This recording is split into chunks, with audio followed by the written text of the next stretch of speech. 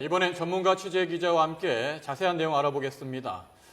네, 정용원 한국잠수산업연구원장, 권중기 기자 나와 있습니다. 네, 안녕하세요. 네, 안녕하십니까. 네, 권 기자. 오늘 오전에 해경이 영상을 공개했습니다. 침몰 당시 구조 상황을 담은 최초 구조 상황을 담은 영상을 처음으로 공개했는데 13일 만이죠. 그렇습니다. 이게 어떻게 촬영된 겁니까? 네, 이때 당시에 사고 해역에 가장 먼저 도착했던 해경 경비정이 바로 123정입니다. 이 배에 타고 있던 해경대원 가운데 한 명이 자신의 휴대전화로 찍은 화면이었습니다. 예. 애초에 이 사고 직후에 이 대원이 찍었던 휴대폰 화면에서 찍혔던 사진 4장이 먼저 공개가 됐었고요. 예. 그 이후에 사진뿐만 아니라 동영상도 촬영이 됐다. 그런데도 공개하지 않고 있다. 이런 보도가 나오니까 오늘 이 해경이 뒤늦게 공개를 한 겁니다. 해경은 지난 20일에 이 합동수사본부에서 이 화면을 확보하기 위해서 가져갔기 때문에 공개를 하지 못하고 있었다. 이렇게 얘기를 하고 있는데요. 네. 하지만 앞서 이미 이 촬영됐던 휴대전화에서 이 사진 4장이 먼저 공개가 됐었기 때문에 과연 공개할 수 있는 시간적인 여력이 없었던 건지 아니면 일부러 숨긴 건지 그거는 좀 확인을 해봐야 될 것 같습니다. 네, 지금은 해경이 이제 출동하고 있는 이제 화면이 조금 전에 보였고요.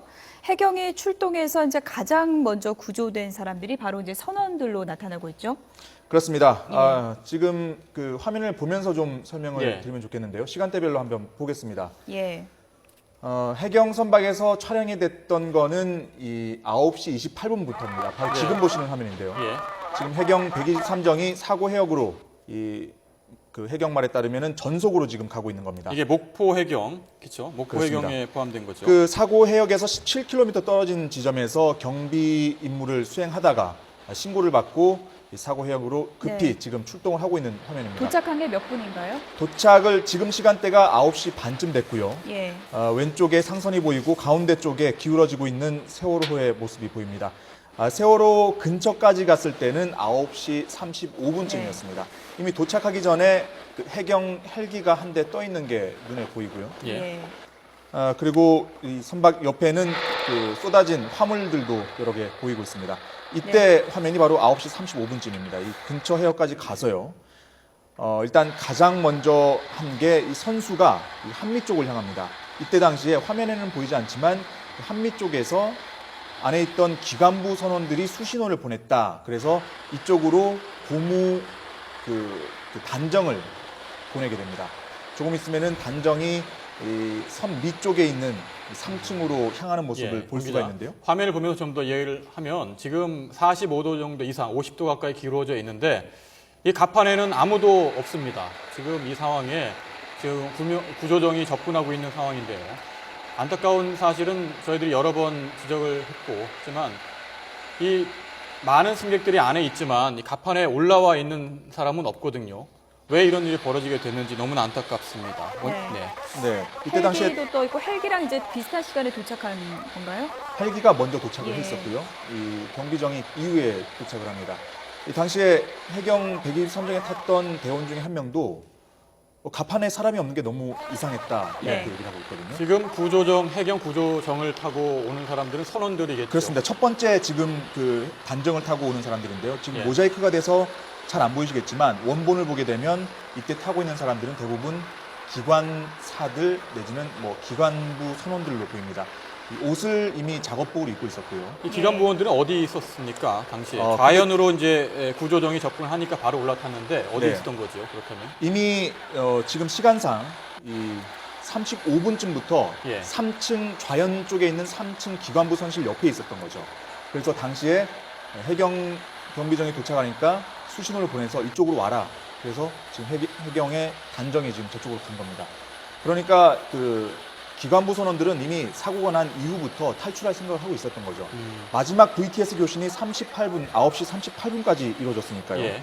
마지막 교신이 채 끝나기도 전에 이미 탈출하기 위해서 3층 좌연 쪽에 선실 옆에 나와 있었던 겁니다. 이 3층에는 아시는 것처럼 식당도 있었고요.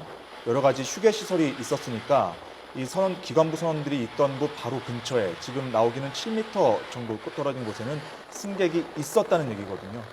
그러니까 이 당시에 이들이 나올 때는 이미 승객들을 버린 셈이죠. 뒤에 두고 나온 거기 때문에 최초의 탈출은 이제 기관사들이고 기관사들이 탈출하고 그 직후에 이제 선장이 탈출한 건가요? 이때 당시에 고속 단정이 3차례 여기 그 좌현 객실 쪽으로 예. 왔다 갔다 합니다. 이때 7명의 기관부 선원들이 이 보트를 타고 나온 것으로 지금 추정이 되고요. 그리고 몇 명의 승객들을 더 구조를 합니다. 예. 그 다음에 지금 보시는 화면처럼 123정 이 선수 자체를 계류한다고 하죠. 예. 배 옆에 대서 5층 조타실에 있던 선원들을 한 명씩 지금 탈출하는 예, 지금 것으로 나오는 네, 상황인데요. 지금 바로 이준석 선장이 지금 빠져나오고 있는 겁니다. 예. 네, 보시는 것처럼 당시에는 아예 속옷바람으로 지금 경비 맨발의 정도. 속옷 차림으로 지금 빠져나오고 있는데 선장 바로 옆에 이제 구명정이 있는 거죠. 그렇습니다. 예. 구명정을 내리기 위해서 지금 해경 대원이 내리고 있는데 이때 당시 했던 대원 이름이 이형래 경사입니다. 네. 올라가서 경비정을 내리려고 했는데 잘 안 내려가더라. 예. 잘 풀어지지 않더라 이렇게 얘기를 했고요. 그래서 발로 계속 차는 모습이 이제 화면에도 보였었는데요. 결국 그렇습니다. 구명정이 내려온 건가요? 두 개는 예. 바다로 투척이 됐는데 예. 이것도 다 펴진 게 아니죠. 결국에는 구명벌 한 벌만 펴졌기 때문에 이마저도 다 작동이 안 된 거고요. 그리고 오늘도 여러 차례 질문이 나왔지만 이때 당시 해경 대원이 구명벌만 내릴 게 아니라 조타실을 장악해서 선내 방송을 했으면 예. 어땠느냐 이런 지적도 여러 차례 예. 나왔습니다. 저 뒤를 보면 원장님, 네. 지금 화면을 보면서 좀 더 여유를 나눠보면은 네. 일부 승객들이 바다로 뛰어들어 모습을 볼 수가 있거든요. 네, 그렇습니다. 예. 그럼 저 상황에서 이 해경이 출동한 상황에서 좀 더 적극적으로 선내 방송을 한다든지 아니면은 창문을 좀 깨서 더 많은 사람을 구조할 수 있지 않았냐는 아쉬움이 남는데 어떻게 보시는지요? 네, 이 화면을 보면서 예. 저는 개인적으로 또 다른 충격을 받고 있습니다. 먼저 선장의 옷차림에서 보면은 반스바람으로 나왔지 않습니까? 이 의미는 과연 이때까지 선장의 위치가 어디 있었을까 하는 것이 의문점이 나오고 있고요. 그 복장에서. 예. 그다음에 녹취록에 의하면은 그 마지막 통신되는 것이 09시 38분이었습니다. 예, 진도 VTS. 예, 진도 VTS 한 게 그때가 배가 60도를 기운다고 그랬고요. 예. 근데 조금 전에 이거 동영상이 나온 거 보면은 이제 43분이죠. 그러니까 5분이죠. 5분 차이죠. 예. 그러니까 43분에 천상이 산출하는 걸로 나와 있습니다. 그러니까 무슨 말이냐면 마지막 세월에서 통신한 이후 선장이 5분 만에 탈출을 했다는 것입니다. 그러니까 선장으로서 조치할 것이 하나 거의 없고요. 예. 그다음에 두 번째, 지금 해경정이 이렇게 P-123호정이 이렇게 이제 접근해서 했다고 하면은 이게 나중에 승조원인 줄 알았던 몰랐던 간에 예.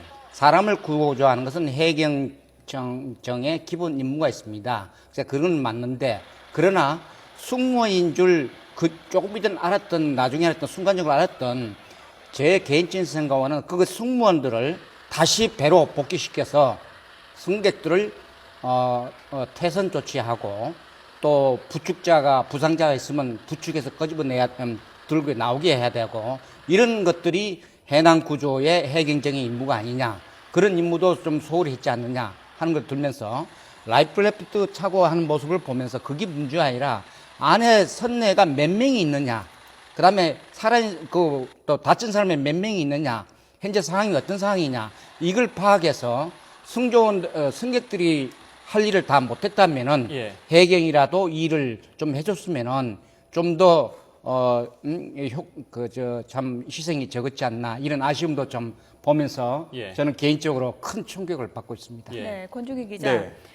선장이 먼저 탈출하는 모습은 앞서서 사진으로도 이제 공개가 됐었는데 네. 영상으로 보니까 그 당시의 정황이 더 이제 구체적으로 드러나고 있는 것 같습니다. 네. 해경에서는 해명하는 게 뛰어내리라고 방송했다 이렇게 하지 않습니까? 네. 당시의 정황을 보면 어떻게 볼 수 있을까요? 그렇죠. 지금 이 사고 해역에 도착한 이후에 예.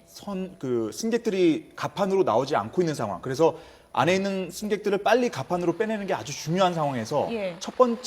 두 가지 방법이 있습니다. 첫 번째는 아주 적극적으로 조타실을 장악을 한 이후에 조타실에서 선내 방송을 하는 방법이 있고요. 네. 예. 하지만 이 부분에 대해서는 이미 경사가 져 있어서 올라갈 수가 없었다라고 얘기를 하고 있고요. 두 번째 방법은 밖에서라도 적극적으로 음향 장비를 통해서, 왜냐하면 해경 경비정에는 중국 어선들을 뭐 물리칠 때도 그렇고요. 예. 아주 큰 소리로 방송을 하지 않습니까? 경고 방송을 하게 되는데 이런 음향 시설을 통해서 빨리 승객들을 나오게 지시를 했다면 어땠을까라고 질문을 했는데 오늘 해경에서는 그런 방송을 했다. 이미 도착한 이후에 선원들에게, 그러니까 승객들에게, 안에 있는 승객들에게 빨리 대피하라. 그리고 물로 빨리 뛰어드시라. 이렇게 네. 여러 차례 방송을 했다고 하는데 네. 하지만 저희가 이 확보한 영상을 통해서 들어봐도 실제로 해경정에서 찍은 화면인데도 불구하고 해경정에서 방송하는 소리가 아주 작게 들립니다. 예. 그러니까 여객선 안에 있었던 승객들은 더더욱이 들을 수가 없었다는 얘기죠. 예. 오늘 실제로 이 기자들이 이 부분에서 질문을 하니까 시연을 했습니다. 이 예. 방송을 실제로 경고방송을 어떤 식으로 했는지 시연을 했는데 이때 당시에 기자들의 반응을 보면 상황이 어땠는지 더 잘 알 수가 있거든요. 저희가 준비해 놓은 영상 오늘 녹취를 한번 들어보고 계속 한번 얘기를 이어가면 좋을 것 같습니다. 예. 그러니까 이 경고 방송을 했다라고 말하는 부분이고요. 실제로 네. 어떤 식으로 방송을 했는지 설명을 하게 되는데 예. 한번 들어보시죠. 예.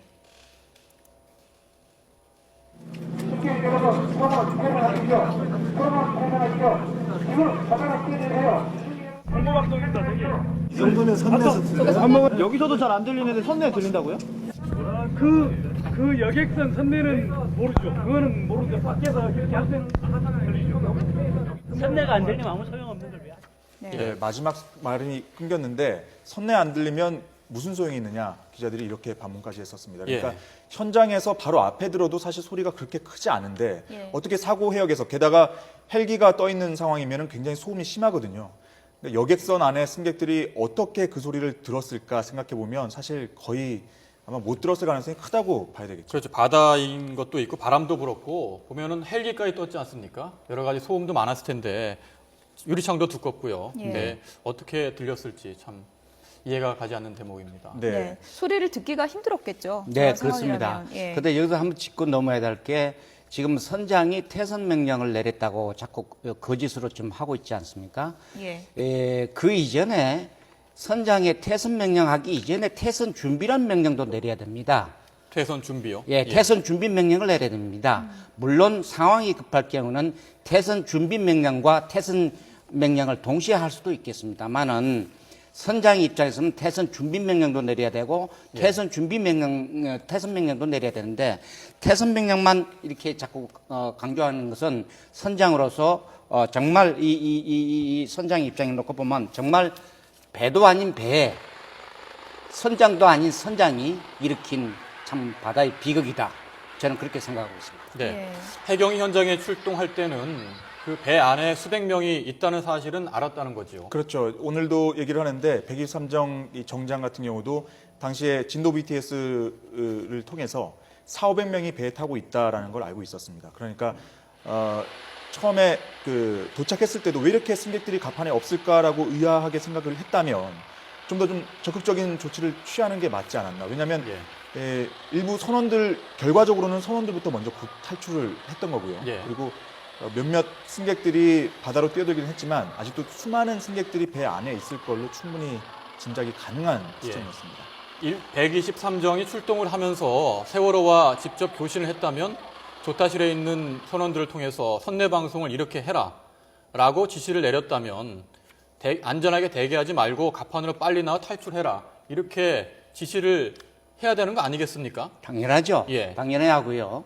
우선 녹취록상으로 또 진도 부위에서 그런 내용을 많이 유도한 내용이 나옵니다. 예. 그런데 문제는 해경에 했던 또 진도에서 했던 간에 선장 자신이 이렇게 방송할 수 있는 위치에 없었지 않았냐 하는 거 빤스바람 나오는 거 봐서 없지 않았냐 이렇게 생각이 되고 또 계속 이런 상황에서도 선내에서 기다려라는 방송을 계속 했지 않습니까? 그러니까 이런 것도 승무원들도 잘못이죠.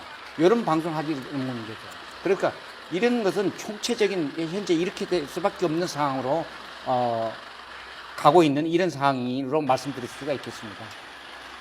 네. 예. 지금 정 원장님이 하신 말씀 중에 이제 속옷 차림, 우회적으로 나왔다는 부분을 좀 정정을 했으면 좋겠고요. 그 표현 자체가 예. 그래서 참 권 기자. 네. 그렇다면은 지금 문제가 이 목포 해경에 출동을 할 때 세월호하고 제대로 교신을 하지 않은 상태로 접근하다 보니까 이런 문제가 발생했다. 이런 비판도 있는 게 사실이지요. 그렇습니다. 예. 이때 당시에 그 세월호하고는 직접적인 교신을 하지 못했다 이렇게 오늘 이 123정 정장이 그 얘기를 밝혔었고요. 하지만 이미 사고 해역에 도착했을 때는 교신보다는 당장 눈에 보이는 승객들을 구하는 게 우선이다라고 판단을 해서 이렇게 구조 작업에 바로 예. 들어갔다라고 얘기를 하고 있는데 해경은 또 현장에서 망치로 유리창을 깨서 7명을 구조했다라고 이야기를 했지요. 네, 그 시점이 예. 바로 10시 6분입니다. 10시 6분 화면을 보게 되면 그 화면을 볼 수가 있는데요. 10시 6분쯤이면은 그 출동한 이후에 30여 분이 이미 지난 상태겠죠. 9시 반쯤 도착했으니까. 그렇죠. 그러니까 이게 이 유리창을 깨는 부분은 이 좌현 쪽 객실이 아니라 선수 쪽에 있는 객실의 유리창을 깨고 여기서 몇몇 승객들을 구조를 합니다. 예. 근데 문제는 뭐냐면 물론 선수 쪽에 있는 승객들을 구조하는 것도 아주 중요한 작업이었지만 이때 당시에 이 좌현 쪽에 아주 많은 승객들이 있었거든요. 그리고 예. 실제로 그 유리창을 통해서 이 일부 사진을 보면은 이 의자로 유리창을 깨려고 시도하는 승객들의 모습들도 몇몇 이 사진에 담겼었는데요. 예. 네. 그러니까 이 당시에 처음에 가장 아쉬웠던 게 도착한 직후, 그러니까 9시 35분에서 선원들을 구조했던 45분, 10분 사이에 그러니까 애초에 판단을 어떻게 내렸는지가 아주 중요한데 예. 이때 당시에 이 결과적으로는 선원들이 구조를 요청했던 곳으로 갈 게 아니라 예. 승객들이 많은 곳, 그러니까 승객들을 많이 구출할 수 있는 방법을 먼저 생각해서 네. 좌현 쪽 3층, 4층 객실을 먼저 진입할 생각을 했다면 좀 더 좋은 네. 결과가 예. 있지 않았겠느냐. 네, 예. 세월호 선내 방송을 하다가 희생된 박지영 씨는 선언은 마지막이다 이런 말을 했었는데요. 지금 뭐 영상을 보니까 최초 구조된 사람들이 이제 선원들이라는 사실이 참 씁쓸한 것 같습니다. 그렇습니다. 예. 원장님.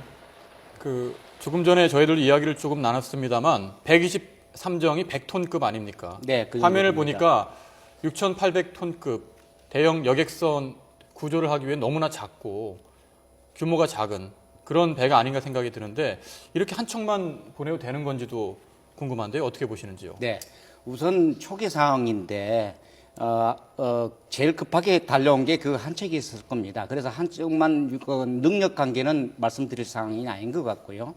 또 제가 뒤편에 그 10시 6분이나 또 그 다음 그 동영상을 보니까 예. P123호정의 승조원들이 창문을 깨고 이런 장면들도 제가 이제 봤네요. 예. 그런 걸로 봐서 해경정 입장에서 보면은 위급한 상황을 인지를 하고 그 이제 승조원들을 구조하기 위해서 나름대로 노력은 하는 흔적이 지금 보입니다. 전혀 노력을 안 한 것은 아닌 것 같아요. 하고 있는데 그 방법론에서 잔해 승객이 일단 많이 있다면은 제일 빠른 방법은 조타시를 방송을 장악한 게 제일 급선무 있을 텐데 예. 저렇게 유리창을 깬 것보담도 그래서 그런 대응 조치한 것이 좀 미숙하지 않나 조치는 하고 있었는데 방법론에서 조금 미숙하지 않나 이런 생각이 듭니다. 예, 그렇다면 배가 지금 급속히 침몰했지 않습니까? 좌연 돌아서 이런 상황이라면은 어떻습니까? 어떤 조치를 가장 먼저 했어야 되는 겁니까? 예를 들어서 어떤 잠수사들을 먼저 투입한다든지 아니면 어느 정도 규모의 구조 요원들이 투입이 먼저 돼야 된다고 보시는지요? 네, 배가 기울기 전에 승객들을 구조할 상황이었다면은 예. 10시 몇 분 이후 이야기죠. 그런데 그 이전에 이제 그게 가능하다면은 말씀하신 대로 우선 외부에 나와 있는 생존자들을 구조하는 건 그렇게 어렵지 않고요. 예. 라이프 자켓도 있기 때문에 그게 할 수만 있다면은 선내에 들어가서 선내에 대한 승조원들 또는 격실 내에 갇혀 있는 이런 조치들을 할 수 있는 그 초기 대응이 이게 제일 중요한데 예. 초기 대응을 하지 못했다 하는 생각이 참 문제라고 생각됩니다. 예. 네. 지금 뭐 동영상 사고 초기 이제 구조 상황인데요. 골든 타임이 어떻게 날아갔는지가 너무나 명확하게 보여서 참 가슴이 아픈 영상이 아닌가 싶습니다. 권준기 기자. 네네. 네, 갈수록 지금 수색 구조 작업의 속도는 좀 더뎌지고 있는 것 같습니다. 지금 들리는 얘기에 따르면은 이제 좌연 쪽 말고 우연 쪽은 어느 정도 수색이 좀 마무리 단계다 이런 얘기도 들리는 것 같은데요. 어떤 상황입니까? 그렇습니다. 지금 그 총 111개 객실 가운데 승객이 있을 걸로, 희생자들이 있을 걸로 보이는 객실을 추려봤더니 예. 대략 한 60개 정도가 되는데 이 가운데서 여전히 이 25개 정도 객실을 진입을 못하고 있다 이렇게 얘기가 나오고 있습니다. 그러니까 우연 쪽 수색은 거의 마무리가 됐고 예.